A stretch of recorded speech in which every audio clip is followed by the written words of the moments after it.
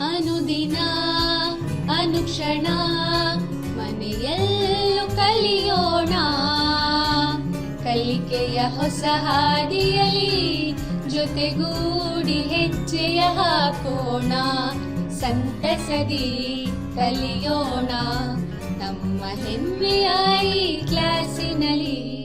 Yes, sir. Yes, teacher. Present, ma'am. बिस्मिल्लाहिर्रहमानिर्रहीम। अज़ीज़ तलबा व तालिबात, मैं इस संवेदा ई क्लास में बसमीम ख़ल्क़ आप तमाम का खैर मक़दम करती हूँ। बच्चों, आज हम समाजी हफ्तों जमा से समाजी का सबक नंबर 2 को पढ़ेंगे। हम उस तरफ जाने से पहले मैं आपसे चंद सवालात करती हूँ। मुझे उम्मीद है कि आप इसका सही जवाब देंगे। तो सबसे पहला सवाल मेरा आपसे ये है बच्चों कि हमारी रियासत का नाम बताइए। क्या है हमारी रियासत का नाम? कर्नाटक है। Very good. दूसरा सवाल है, रियासत कर्नाटक के चंद अज़ला के नाम बताओ। बेंगलुरु, गुलबर्गा, यादगीर। Very good. तीसरा सवाल है, क्या आप बता सकते हैं ज़िला गुलबर्गा पर किस ख़ानदान ने हुकूमत की? कोशिश कीजिए। बहमनी ख़ानदान है। Very good. तो आज हम बहमनी ख़ानदान या बहमनी सल्तनत के बारे में मालूमात हासिल करेंगे। बच्चों, बहमनी सल्तनत 1347 तक 1527 तक दौरे अहद रहा है इसका। आप देख रहे हैं 1347 था 1527। ये तकरीबन 2 सदियों का दौर रहा है, यानी 200 साल तक इस हुकूमत चलती रही है। तो बच्चों, जब कोई नई चीज़ वजूद में आती है या कोई नई चीज़ जब तख्लीक होती है तो उसके पीछे कोई वजह होती है। तो हम जानेंगे बहमनी सल्तनत क़ायम होने की वजूहात क्या थे, यानी इसके सियासी वजूहात क्या थे। तो मैं आपको बताना चाहूँगी, जो दहली के मोहम्मद बिन तुग़लक़ थे, उनका जो दौर हुकूमत चल रहा था, तब उन्होंने जो इंतज़ामिया के लिए जो पॉलिसी इख्तियार की थी, उसकी वजह से हिंदुस्तान में कई रियाया और दूसरे गैर मुस्लिम हुक्मरान भी नाराज़ हो गए और उन्होंने बादशाह से या हुक्मरान से मोहम्मद बिन तुग़लक़ से नाराज़ होकर उन्होंने अपनी अपनी खुद मुख्तार सल्तनतें क़ायम करने लगे। मिसाल के तौर पर रेड्डियों ने 1315 ईस्वी में क़ायम किया। इसी तरह से कर्नाटक में विजयनगर यानी दक्कन में विजयनगर सल्तनत क़ायम हुई 1335 में। तो ठीक इसी तरह से मोहम्मद बिन तुग़लक़ के फ़ौजी सिपा सालार हसन गंगू, जिसको हसन गंगू के नाम से जानते हैं, उन्होंने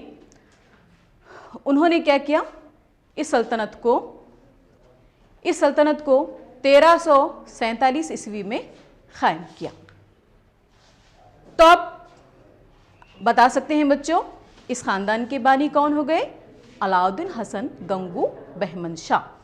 अब मैं आपको ये बताना चाहूँगी, ये एक ही इंसान के नाम हैं, अलाउद्दीन बहमन शाह, हसन गंगू और ज़फ़र अली ख़ान के नाम से भी ये जाने जाते हैं। तो आप जब भी आपसे कोई सवाल करेंगे हसन गंगू कौन थे या अलाउद्दीन बहमन शाह कौन थे या ज़फ़र अली ख़ान कौन थे, तो आप बिल्कुल भी परेशान मत होइए, क्योंकि तीनों नाम ये एक ही इंसान को दिए गए हैं। आप जानते हैं ये कौन है? ये मोहम्मद बिन तुग़लक़ के फ़ौजी सिपा सालार थे। इन्होंने भी अपने हुक्मरान से नाराज़ होकर, यानी उनकी पॉलिसी से नाराज़गी इख्तियार करके, उन्होंने भी अपनी खुद मुख्तारी का ऐलान किया और अपने ही नाम से उन्होंने बहमनी सल्तनत का क़याम किया। अब देखेंगे बच्चों, अब हम जो बहमनी सल्तनत के दौरे हाजिर में अगर हम देखना चाहेंगे तो ये इलाक़े कर्नाटक, महाराष्ट्र और आंध्र प्रदेश या तेलंगाना के इलाक़ों पर मुश्तमल है। अगर हम देख रहे हैं बच्चों, नक्शे में देख रहे हैं आप, देखिए दौलताबाद है, बिरार है, नीचे कृष्णा नदी भी है, देख रहे हैं आप नक्शे में। हाँ, तो ये जो इलाके अब हम प्रेजेंट अब दौरे हाजिर में अगर आप देखते हैं तो ये कहाँ पर हैं बच्चों? महाराष्ट्र में आते हैं। ठीक है, तो अब ये दो मैं आप इससे पहले बता चुकी हूँ कि मैं ये 2 सदियों तक चलती रही है ये हुकूमत, और 200 साल तक चलती रही है। और जो इनकी जो अपोजिट थी, यानी जो इनके सामने जो सल्तनत थी वो विजयनगर थी। तो अब इनके जो मेन दुश्मन रहे हैं वो कौन थे? विजयनगर थे। तो ये दोनों के दरमियान आपस में जंगें होती रही हैं 2 सदियों तक, और इसकी जंग की अहम वजह थी कृष्णा और तुंगभद्रा के दरमियान का इलाका। देख रहे हैं बच्चों, आप इलाका नज़र आ रहा है आपको, तस्वीर में देखिए, ये कृष्णा नदी और तुंगभद्रा के दरमियान का इलाका है, जिसे दौब भी कहते हैं। इलाके को फतह करने के लिए या इस इलाके पर काबिज होने के लिए हर हुक्मरान चाहता था कि ये मेरे कब्ज़े में हो, इसलिए विजयनगर और बहमनी सल्तनत में अक्सर जंगें होती रही हैं। तो सबसे अहम वजह मैं आपको बता चुकी हूँ, तुंगभद्रा और कृष्णा नदी के दरमियान का इलाका। तो अब हम जान लेते हैं बच्चों, अब हम इसको तफसील से पढ़ेंगे। तो सबसे पहले इसके बानी कौन थे, उसके बाद कौन से हुक्मरान आए और इस पर आखिर तक हुकूमत करते रहे हैं। तो मैं आपको बता चुकी, अलाउद्दीन हसन गंगू का दौर अहद रहा है 1347 से 1358 तक। इन्होंने अपने इस दौर अहद में बहुत सारे फतूहात हासिल किए। मिसाल के तौर पर मैं बता चुकी हूँ, मोहम्मद बिन तुगलक के सिपा सालार थे उन्होंने, और इन्होंने विजयनगर के अलावा भी और पड़ोसी ममालिक से भी इनकी जंगें होती रही हैं। मिसाल के तौर पर मसनूरी के हुक्मरान कपैया नायक, इनके साथ इनकी जंग हुई और इस जंग में इन्हें जीत हासिल हुई है। और फिर दूसरा जो पड़ोसी मुल्क था कोलास, इनके साथ हुई जंग में उन्होंने भी इसमें भी जीत हासिल की और कोलास को किले को फतह किया। और जो मेन जो उनका दौब था, यानी रायचूर और कृष्णा नदी का, उसको भी उन्होंने कामयाबी से फतह हासिल की। तो आप जानते हैं ये तमाम इन्होंने जीत थी, हर फतूहात को उन्होंने बड़ी कामयाबी के साथ जीता, और अपनी इस सल्तनत को उन्होंने 4 हिस्सों में तकसीम किया, गुलबर्गा, दौलताबाद, बिरार, बीदर, और गुलबर्गा को उन्होंने पयातख्त बनवाया। और एक जो मेन इनका कारनामा रहा है बच्चों, जिजिया टैक्स। जिजिया टैक्स किसे कहते हैं बच्चों? जिजिया टैक्स कहते हैं जो जब इस्लामी हुकूमत होती थी या मुस्लिम हुकूमत होती थी तो उस दौरान वो गैर मुस्लिम पर लगाया जाने वाला टैक्स था। लेकिन यहाँ पर हसन गंगू ने इस टैक्स को नहीं लिया, जिसकी वजह से अवाम, गैर मुस्लिम और दूसरी अवाम भी इनके दौर अहद में काफ़ी खुशहाल ज़िंदगी बसर की है। देख रहे हैं बच्चों आप तस्वीर में, ये अलाउद्दीन हसन गंगू का मकबरा है जो कहाँ पर है? गुलबर्गा में है। ये देखिए सिक्के भी हैं उस दौर के, अलाउद्दीन हसन के।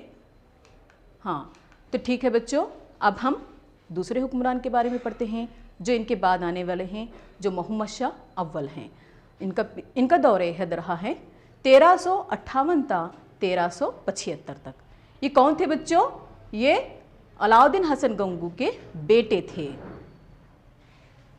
कहा जाता है कि यहाँ पर जो ही इन्हें तख्तनशीन किया गया मोहम्मद शाह अव्वल को, वो दूसरे जो हरीफ थे इनके, यानी कि विजयनगर के, उन्होंने क्या किया, विजयनगर के जो बादशाह हैं बुक्का अव्वल, इन्होंने इनके खिलाफ जंग की मोहम्मद शाह अव्वल के। वो चाहते थे कि जो इलाके इनके वाली साहब ने यानी हसन गंगू ने फतह किए थे, वो चाहते थे कि इन इलाकों को वापस कर दे। मुतालबा किया उनसे, जो तुम्हारे वाली साहब ने हमसे जो इलाके छीने हैं वो हमें वापस चाहिए। लेकिन उन्होंने इनकी बात को रद्द करते हुए बड़ी ही कामयाबी के साथ उन पर फतह याब रहे। और कोलास भी इनके हद में आए और उन्होंने भी यही मुतालबा किया कि वो किला वापस कर दे जो उनके वालिद साहब ने इनसे छीना था, यानी हासिल किया था। लेकिन कोलास को भी उन्होंने बड़े ही बहादुरी के साथ इन्हें हरा देते हैं। और कहा जाता है बच्चों, दक्कन में सबसे पहले बारूद का इस्तेमाल करने वाले बादशाह या सुल्तान कौन थे? मोहम्मद शाह अव्वल थे। तस्वीर में आप देख रहे हैं ये बारूद की तस्वीर है। अच्छा बच्चों, अब हम तीसरे हुक्मरान को पढ़ते हैं। ये इसके दरमियान फिर मोहम्मद शाह अव्वल के बाद और 2 बादशाह आए, लेकिन बहुत ही कम वक्फा रहा है इनका। کوئی زیادہ کارنامے انہوں نے نہیں کیے ہیں، لیکن جو تھرڈ بادشاہ ہیں، جو تیسرے نمبر پر بادشاہ ہیں، محمد شاہ دوم، ان کا دور عہد رہا ہے 1378 تا 1398 تک رہا ہے۔ انہوں نے وجے نگر سے کوئی جنگ نہیں کی، کیونکہ یہ بہت ہی امن پسند بادشاہ تھے، یعنی انہیں جنگ کرنا یا اپنے حدود کو بڑھانا زیادہ دلچسپی نہیں تھی۔ لیکن اس کا دشمن یا حریف غلط فائدہ اٹھاتے ہوئے انہوں نے ان کے جو مین تجارتی مراکز تھے، مثال کے طور پر گوا، دابول اور چول، اس پر قابض ہوتے ہیں، یعنی ان سے وہ تجارتی مراکز چھین لیتے ہیں، جس کی وجہ سے بہمنی سلطنت کو معاشی بحرانے کا شکار ہونا پڑتا ہے، یعنی بہمنی سلطنت محمد شاہ دوم کے اس میں کافی نقصان اٹھاتی ہے۔ کیوں بچوں؟ کیونکہ جو ان کے معاشی ذریعے تھے، جو ان کے انکم کے ذریعے تھے، جس کو آپ انگلش میں انکم کہتے ہیں، وہی جو انکم کے سورسز تھے وہی ان سے چھین لیے گئے تھے۔ کیوں ہوا یہ سب؟ کیونکہ محمد شاہ دوم امن پسند بادشاہ تھے، انہیں جنگیں کرنا پسند نہیں تھا، جس کی وجہ سے یہاں پر بہمنی سلطنت کو کافی نقصان اٹھانا پڑا ہے۔ اس کے بعد آتے ہیں تاج الدین فیروز شاہ، جن کا عہد رہا ہے 1397 تا 1422 عیسوی تک۔ دیکھو بچوں، ہم کبھی بھی جب بھی ہم تاریخ پڑھتے ہیں تو سب سے پہلے ہم ان چیزوں کا دھیان رکھنا چاہیے یا ذہن نشین کر لینا چاہیے بچوں کہ یہ سلطنت کب قائم ہوئی، اس کے بانی کون تھے اور اس کا پایہ تخت کون سا تھا، اور اس سلطنت کا مشہور بادشاہ کون تھا۔ تو اب آپ بتائیے، تاج الدین فیروز شاہ بہمنی سلطنت کے مشہور بادشاہ تھے، بہت ہی شہرت یافتہ بادشاہ تھے۔ دیکھیں گے اب ان کے، دیکھیں آپ تصویر بھی دیکھ رہے ہیں آپ، یہ کون ہے؟ تاج الدین فیروز شاہ ہیں۔ یہ بہت ہی انصاف پسند، دانشور اور عقیدت مند بادشاہ تھے۔ یہ علم ہندسہ اور مذہبی علوم پر عبور تھا۔ دیکھو بچوں، یہاں پر علم ہندسہ یعنی ریاضی، علم ریاضی پر انہیں مہارت حاصل تھی، یعنی بہت ہی علم ریاضی کا اتنا علم تھا، کہا جاتا ہے کہ اس دور میں جو گلبرگہ یونیورسٹی میں یہ ایز اے پروفیسر مقرر تھے، میتھمیٹکس یعنی ریاضی پڑھانے کے پروفیسر رہ چکے ہیں۔ اور نہ صرف انہیں علم ریاضی سے دلچسپی تھی، بلکہ دوسرے مذہبی علوم یعنی اسلامی معلومات پر بھی انہیں کافی عبور تھا، عبور یعنی پوری طرح سے معلومات حاصل تھیں۔ تو اب ہم ان کے کارنامے دیکھ لیتے ہیں۔ ان کے کارنامے یہ ہیں، دولت آباد میں ستاروں کی مشاہدہ گاہ قائم کی۔ تصویر میں آپ دیکھ رہے ہیں، یہ کیا ہے بچوں؟ آبزرویٹری، جسے آپ انگلش میں کیا کہیں گے؟ آبزرویٹری۔ اور مشاہدہ گاہ، یہ دولت آباد کہاں ہے بچوں؟ اورنگ آباد میں آتا ہے۔ وہ آبزرویٹری کیوں قائم کی انہوں نے؟ اب جیسا آپ سنتے ہیں چاند گرہن کب ہونے والا ہے، سورج گرہن کب ہونے والا ہے، لیکن یہ سب سے پہلے ہمارے تاج الدین فیروز شاہ بتا چکے ہیں آبزرویٹری قائم کر کے۔ کیسا؟ یہ ایک علم نجوم تھا، یعنی ستاروں کا علم تھا۔ آپ تصویر سے دیکھ سکتے ہیں، وہ آسمان میں سے جو آپ کو یہ نظر آ رہا ہے کیمرہ، وہاں سے دیکھ کر یہ ستاروں کا علم تھا۔ ایکچولی یہ مشاہدہ کون سی تھی؟ ستاروں کا علم، یعنی اس کو ہم کیا کہیں گے؟ علم نجوم کہیں گے۔ تو یہ سب سے پہلے ہمارے مسلم بادشاہ تاج الدین فیروز شاہ نے دولت آباد میں قائم تھی۔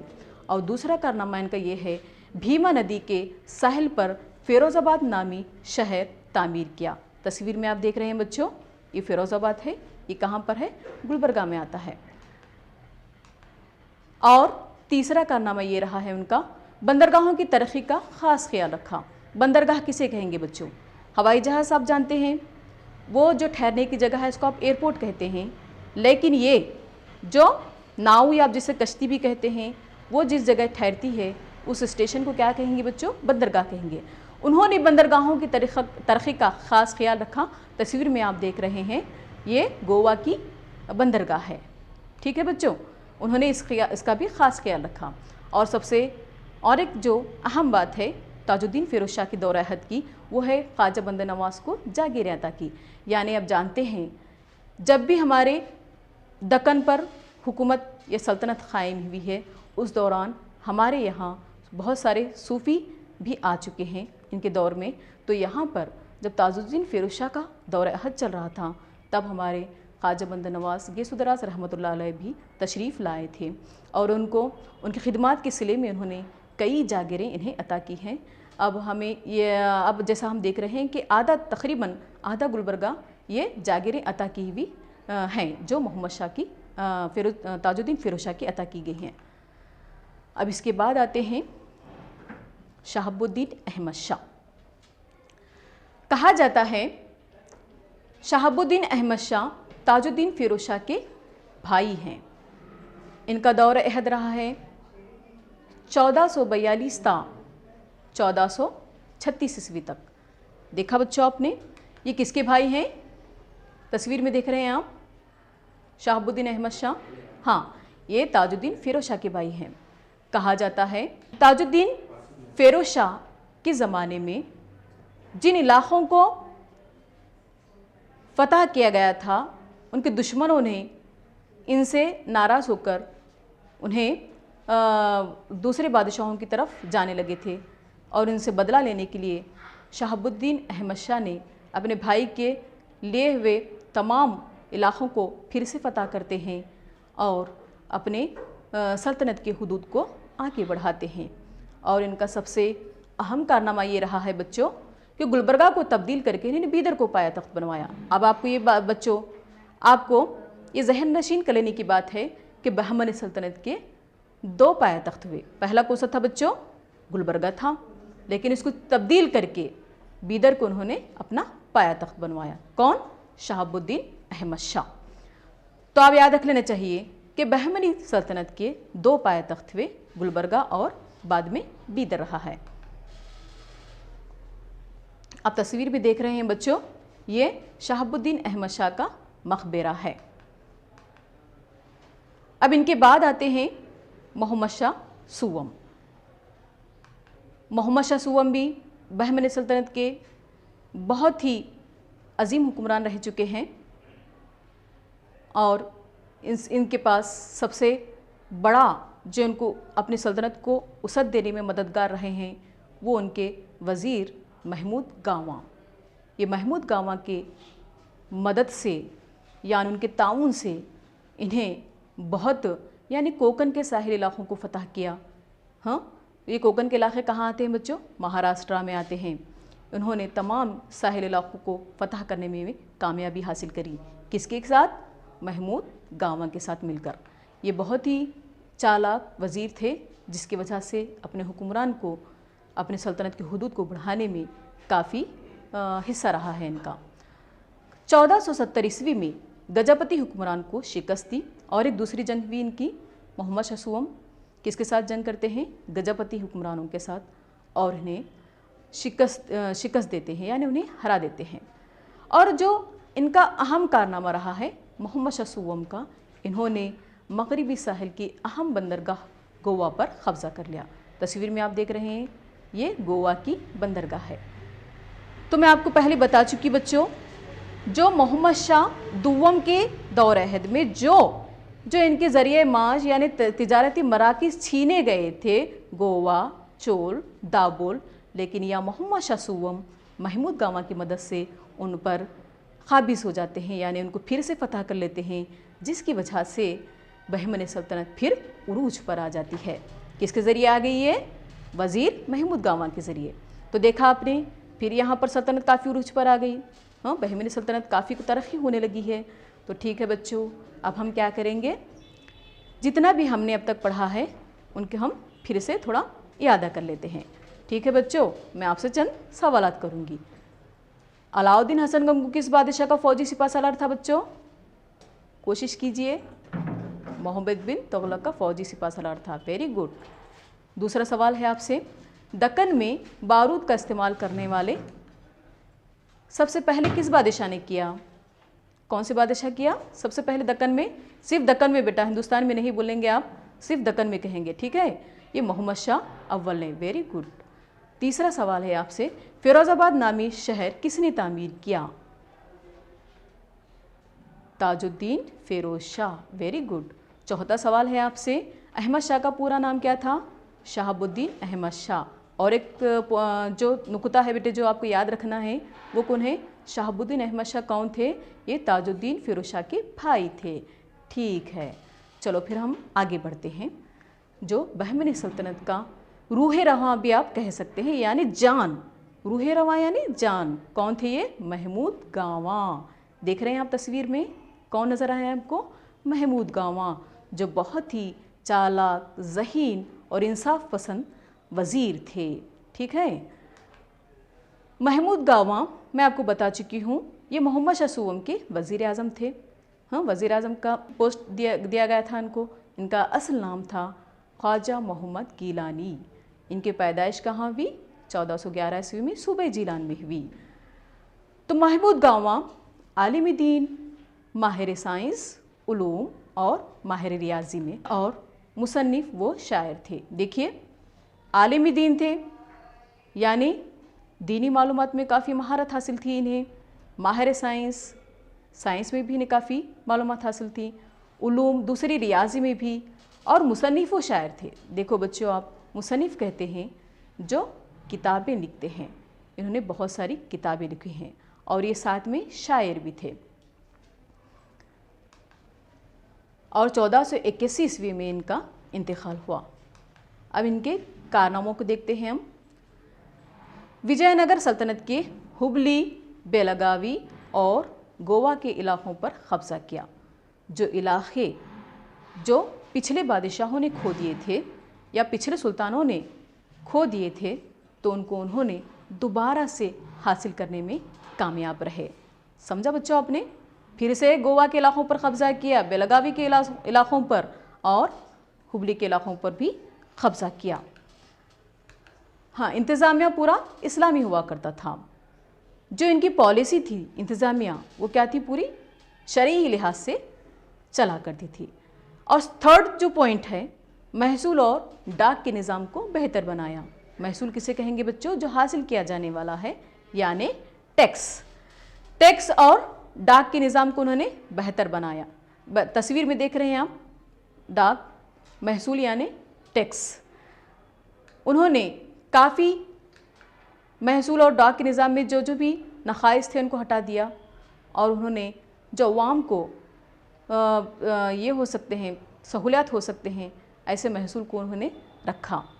तीसरा जो इनका कारनामा रहा है, ज़मीन की ज़रख़ेज़ी या आपाशी की सहूलियत के मुताबिक ज़मीन की पैमाइश करने के बाद महसूल मुकर्रर किया। तो बच्चों, यहाँ पर जो पहले हुक्मरान थे पिछले के, वो क्या करते थे?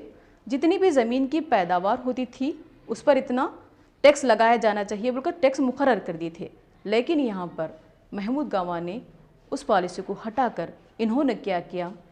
यहाँ पर जो ज़मीन की पैदावार के मुताबिक अगर ज़्यादा होती है तो वो थोड़ा ज़्यादा दे, अगर कम होती है पैदावार तो इस हिसाब से वो गवर्नमेंट को टैक्स दें। तो इस सहूलियत के मुताबिक अवाम को काफ़ी खुशहाली आई, या और टैक्स देने में गवर्नमेंट हुकूमत को दुश्वारी नहीं आई। और आपाशी की सहूलियत के मुताबिक, यानी इरिगेशन जिसे कहते हैं, यानी पानी वगैरह का बहुत अच्छा इंतज़ाम था इनके दौरे हद में। देख रहे हैं आप तस्वीर में, इरिगेशन यानी आपाशी की सहूलियत।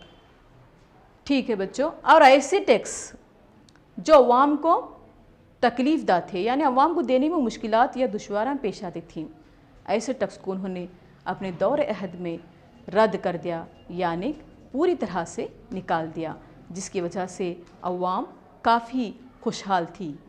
और इनका सबसे बड़ा कारनामा ये रहा है, इन्होंने बीदर में एक मदरसा क़ायम किया अपने ही नाम पर, महमूद गांवा का मदरसा।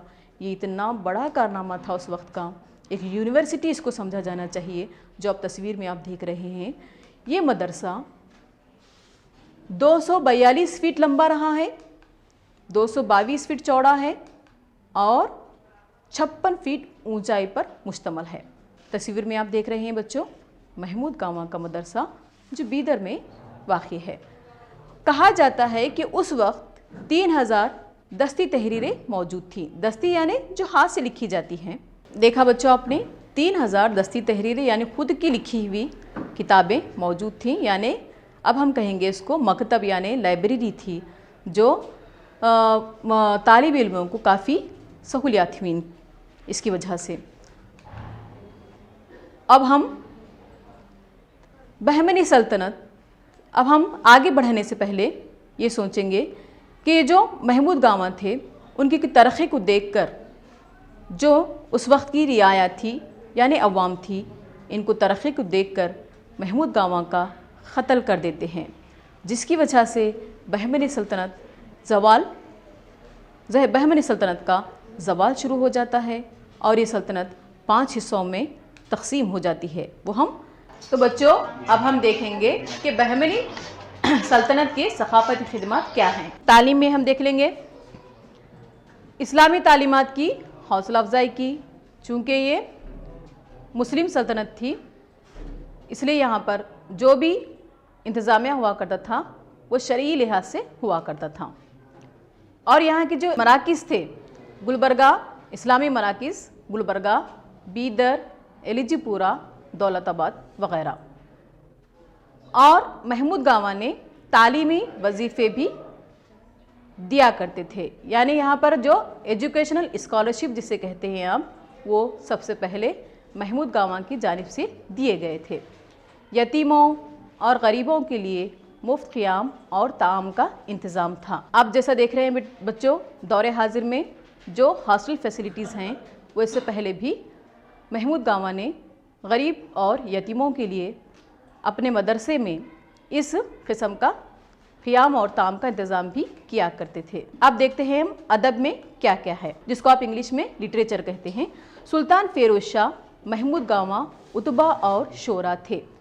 मैं आपको पहले ही बता चुकी हूँ कि सुल्तान फ़िरोज़ शाह जो काफ़ी अच्छे रियाज़ीदान थे और बहुत सारे इल्म पर उन्हें अबूर हासिल था, तो महमूद गामा भी बहुत सारे इल्म पर अबूर हासिल था उन्हें, तो इसलिए यहाँ पर उदबा और शोरा का इस्तेमाल हुआ है।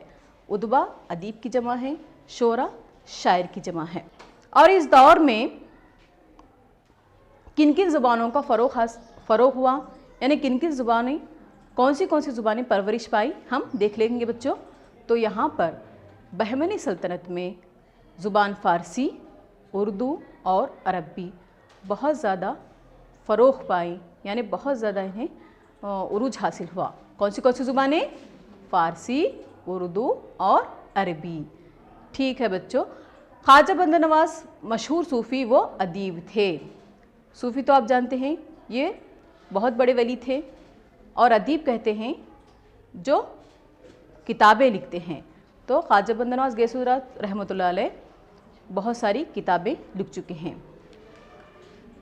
आप देखिए, तस्वीर भी देखिए, ये ख्वाजा बंदा नवाज़ रहमतुल्लाह अलैह की बारगाह है। अब हम फ़न तामीरात पर नज़र डालते हैं।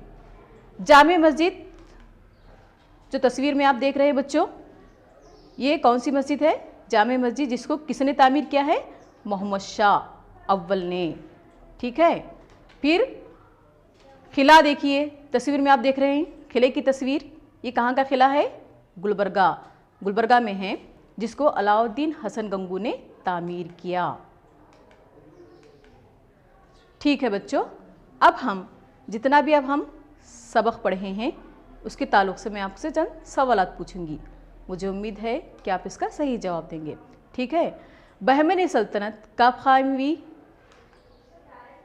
कोशिश कीजिए। 1347 में। Very good. दूसरा सवाल है, बहमनी सल्तनत के बानी कौन थे? अलाउद्दीन हसन गंगू बहमन शाह सही जवाब है। तीसरा सवाल क्या है बच्चों? बहमनी सल्तनत का पायतख्त कौन सा था? गुलबर्गा। ठीक है। चौथा सवाल है आपसे, महमूद गामा कौन था? हाँ, महमूद गामा मोहम्मद शाह सूवम का वज़ीर आज़म था। बिल्कुल सही जवाब। बहमनी सल्तनत के मशहूर बादशाह का नाम बताइए। ताजुद्दीन फ़िरोज़ शाह। Very good.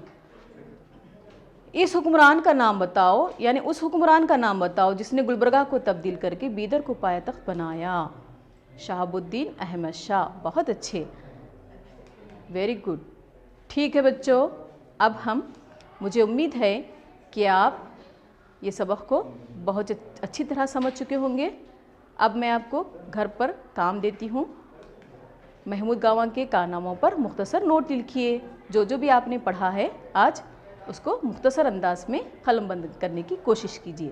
ٹھیک ہے بچوں، ہم اگلے سیشن میں اگلے پیریڈ میں پھر اس کا اگلے کا حصہ پڑھیں گے. تب تک کے لیے خدا.